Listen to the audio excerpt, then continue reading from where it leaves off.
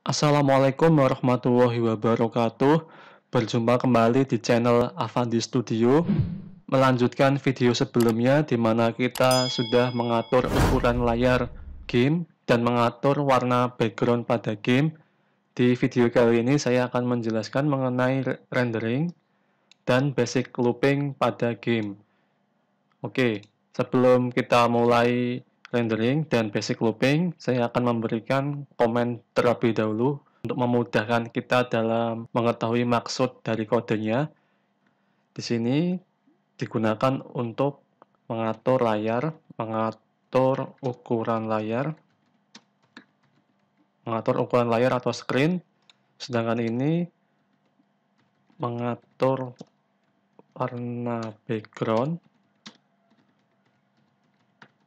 Ini dalam RGB.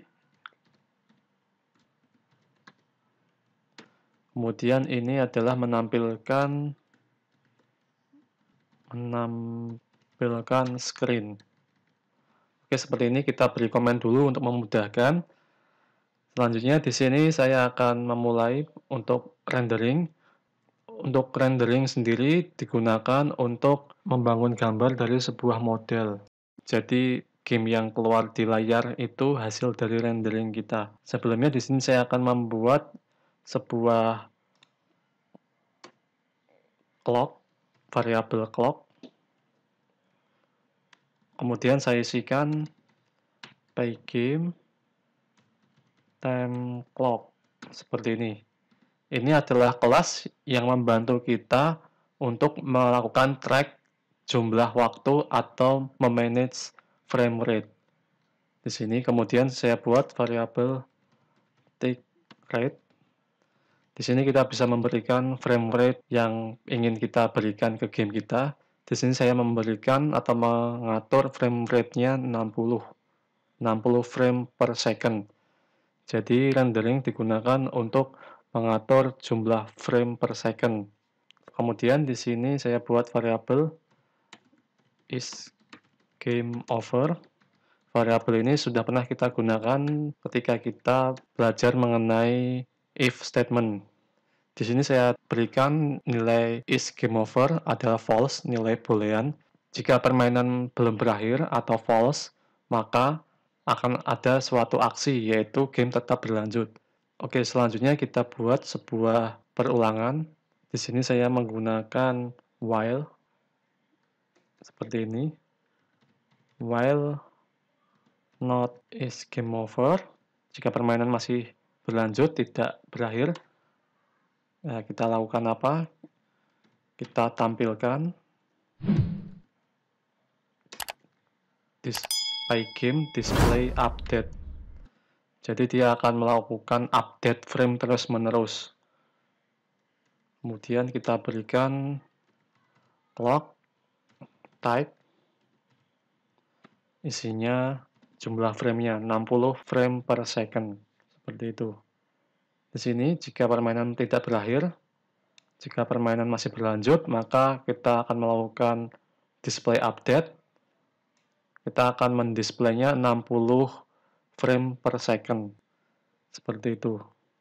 Kemudian di sini kita akan memberikan sebuah perulangan untuk mendapatkan event. For event, misalkan kita buat sebuah variabel namanya event in pygame event get, seperti ini, menggunakan function get. Lalu if event type sama dengan pygame quit is game over sama dengan true. Jadi kalau kita menekan tombol quit, maka game over is true, permainan berakhir. Untuk keluar dari program, kita bisa memberikan sebuah kode pygame quit, seperti ini. Quit, ya ini digunakan untuk keluar dari program.